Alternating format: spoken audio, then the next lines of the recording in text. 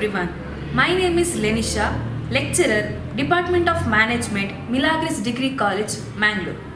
Today, in this class, let us see the definition and issues involved in supply chain management. So, let us see the definition of supply chain management. So, supply chain management is a management of the flow of goods and finances related to a product or services from the procurement of raw materials to the delivery of the product at its final destination. So it means that anything that is related to a product or a service from the place of manufacturing till the place of delivery or till it reaches to the customer, the whatever the management you do, whatever it is included, maybe the production, manufacturing or the packaging or transporting or finally reaching it to the customer, how you are going to manage this process is known as supply chain management. Next, let us see what are the issues involved in this developing supply chain management. So the first one is navigating material shortages and scarcity. So whenever you are going to find where the products are going to get shortage, how you have to fill it as soon as it gets finished.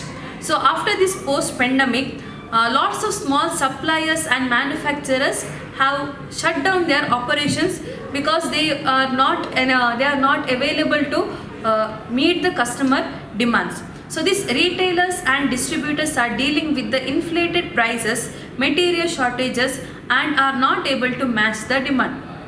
After this pandemic, what happened? The prices of the goods has increased. So these small suppliers were not able to supply these products, and also the supply chain management or the logistics people were unable to get the products at a lesser price.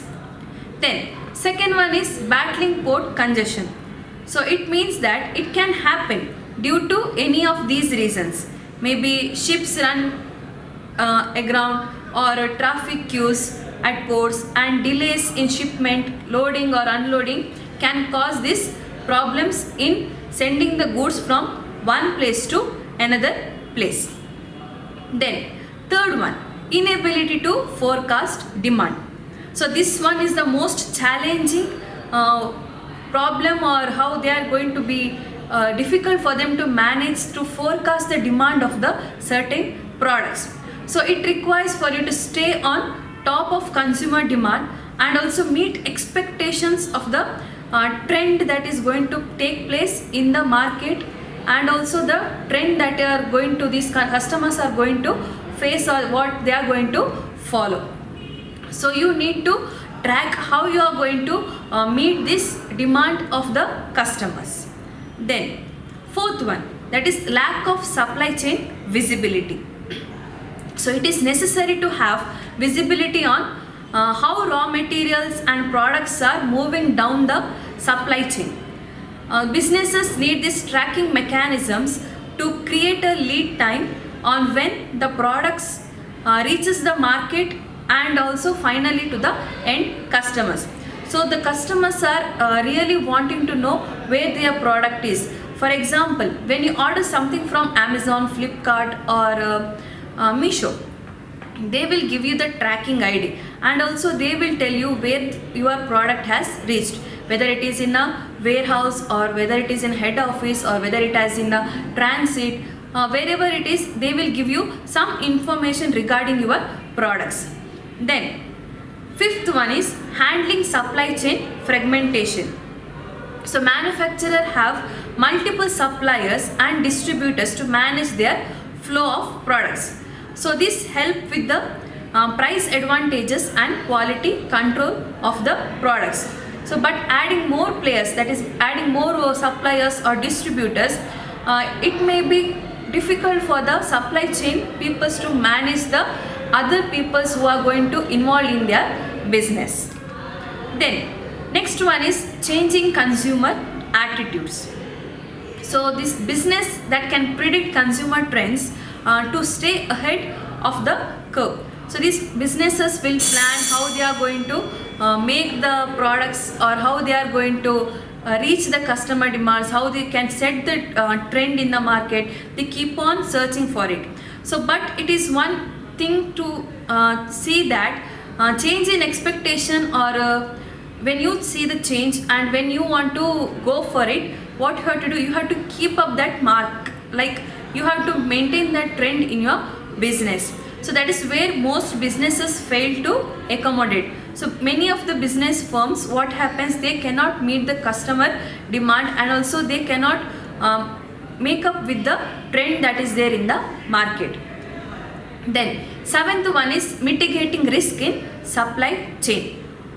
So we have businesses relying on an army of suppliers, while the other hand we have certain businesses which can afford only handful. So many businesses, what happens, they have plenty of finances, they have more investments that can be done through their business, and in other hand we don't have many suppliers who many supply chain people or the logistics people who don't have much amount to invest in their business.